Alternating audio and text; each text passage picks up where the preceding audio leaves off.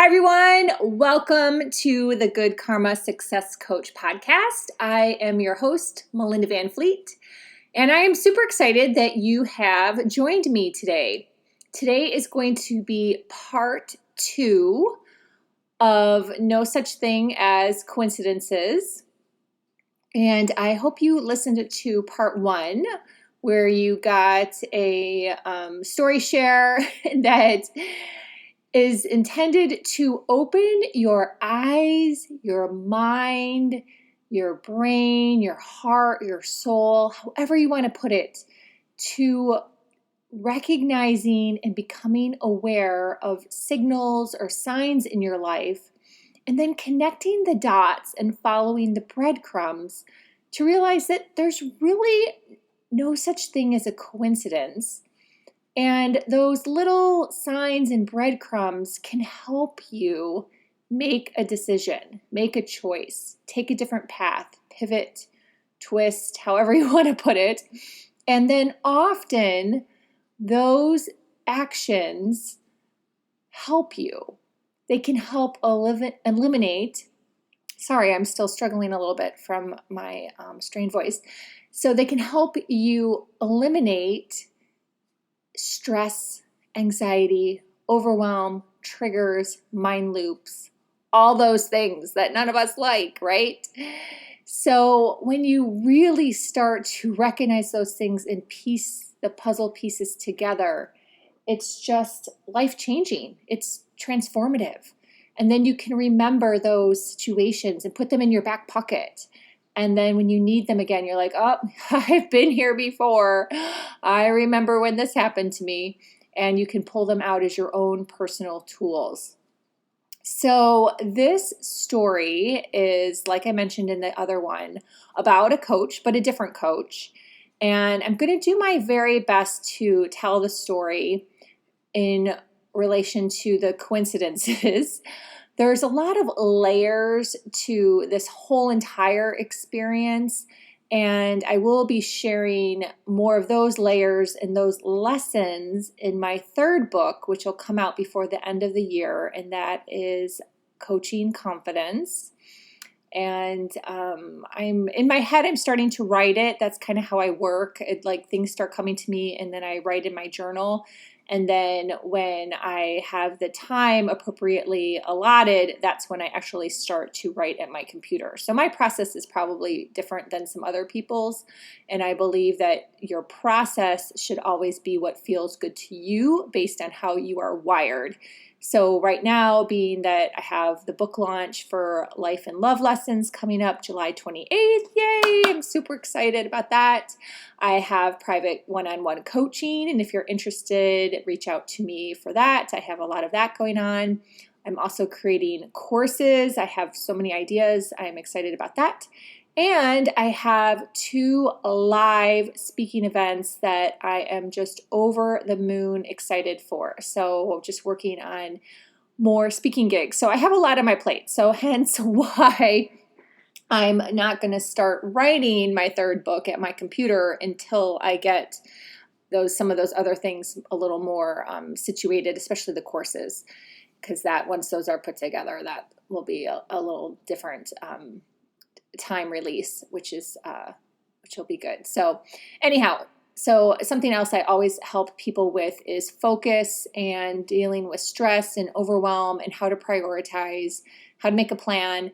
So keep those things in mind too. If you would like some extra help, reach out to me for that. So anyhow, so here we go. Here is the story. I consider myself to be a very good communicator. I've had a lot of practice. I'm 50 years old. I have 16 years of corporate experience. I have managed large teams of people for many, many years in the corporate world, and then was an independent sales rep for over 11 years. And now I actually speak on communication. So with that being said, I know that I did a pretty dang good job in communicating with this person. And I started the communication process for the ask 2 months ahead of the actual deadline for what I was asking about. And I also know that I'm an excellent planner. Like, I've known this since I was born, probably, right? That planning 101 is my strength, hence why I'm able to get so much done and 2 books written already this year. So knowing that, I feel very confident in my story. So I started with my ask, which in my opinion, my ask was definitely a win-win for both parties. So sometimes you might have an ask that is only for your benefit, or sometimes you might be giving something purely for the other person's benefit. And that happens. That's good. That's part of life. I feel that my ask, based on some various components involved, was definitely a win-win for both parties. So I asked for this request 2 months before it was due, and I didn't get a response. And I have had this ask of many people for over the course of the year, so I've been down this path before. And normally when I have this request, this ask, I am either the response I get is either with excitement. They're honored, they're excited, they're happy to help. Oh my gosh, thank you for thinking of me. Those are some of the responses I get. Or the other response I might get is, hey, thank you so much, but I'm really busy and I can't fit this in right now, but maybe I can support you in another way. Fine. Both are totally fine. I'm a mature adult. I get it. We all are busy, including myself. So I get it. It's just nice sometimes to have a response. So I put my ask out there and crickets. Crickets. Okay, that's fine. People are busy. Again, mature adult, I roll on with that. A couple weeks go by and I put my ask out there again with now some more detail, because now I'm at a stage where I have some more detail. Crickets. No response. In the meanwhile, I keep going. I have things to do. I have received responses from the other people that I put the ask out to, and things are rolling along. So I just keep going. Then I put it out there again. And this time I get a response, but it's very cryptic. It's not really like, it's an okay response. It's not really here nor there. So you're kind of like in this place of limbo. Hence, the communication wasn't that great. Let's put it like that. But I keep on going. I'm like, okay, well, I guess it's not a no, so I'm keeping on going. And time goes by. I've put out more emails with more communication, and crickets. So what ends up happening is I'm getting close to the deadline, and I'm like, oh gosh, I don't want to keep bugging this person, because quite frankly, I don't like to bug people. I was a sales rep. I was a buyer. Like, I had to bug people all the time. Follow up, follow up, follow up, follow up. And I'm just at this stage in my life where I don't want to follow up with people, just like coaching clients. Like, if you and I have a discovery call and I don't hear back from you, I'm rolling on. Like, I am rolling on. We are all mature adults. I have to believe that you are a genius. I know I'm a genius, and you're going to follow up when you feel like following up. My days of chasing people are just long gone. So I'm like, okay, what do I do? I want to treat her like a genius and pretend or know that she is a mature adult and can get back to me.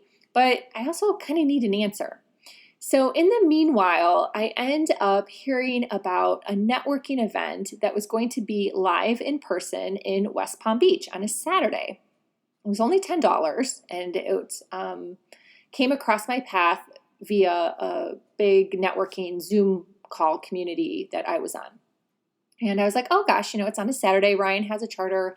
I'm going to drive up there and just get out of the house, get dressed up, see who I can meet, see what's going on out there in the world, and see what kind of connections I can make. And I love doing stuff like this, especially since we live in the Keys It's kind of an isolating place to live. It's not your quote unquote normal place to live. So it's just fun once in a while to get dressed up and get a skirt on and some heels and change out of my shorts and flip-flops and get out of here. So I drive up to West Palm and I didn't feel very well. I just didn't feel good. And when I got to the event, the first speaker, he was okay. I couldn't really understand what his point was. So I was like, oh, he's not really the best speaker, but whatever. And then right after that, we got thrown into a networking, like a speed networking type situation. And I just wasn't loving it. I didn't love the vibe of it. And I also was noticing that the people in the speed networking event were older than me, like my dad's age. And they were like my dad. And I love my dad, no offense, but my dad's not my audience. My dad is not someone who's going to either collaborate with me or hire me for coaching services, right? So granted, you never know. There could be a diamond in the rough, or that person could, be hosting a speaking event, or their niece needs coaching help. You never know. But in general, it wasn't the best group of people in regards to what my vision is for my business and what I was trying to do. So I was thinking of leaving after the networking piece. So after the networking piece, I'm about ready to go. And all of a sudden, the next speaker comes on stage. And he came on stage like really fast. And where I was sitting, I felt like I couldn't make a graceful exit. So I was like, oh gosh, well, all right, I'll just, I'm not in a rush. Granted, I don't feel very well, but I'm okay. So I'm just going to sit here and listen to the speaker. Well, the next speaker happened to be very good. He had a clear point of view. He actually was coaching and speaking using someone else's program, I believe Brian Tracy's program. And so I'm sure he had, paid some bucks to get that training and then be part of that Brian Tracy team so he could use Brian Tracy's name and signature program. So I'm like, okay, this is probably a pretty good speaker. And he was very good. During his talk, which was all about goal setting, and it was very fascinating. He said that only 3% of people set goals. And he had people in the room raise their hand if they set goals, and hardly anyone raised their hand. So he kind of pretty much proved the point of the statistic. So it was pretty eye-opening considering I am a goal setter.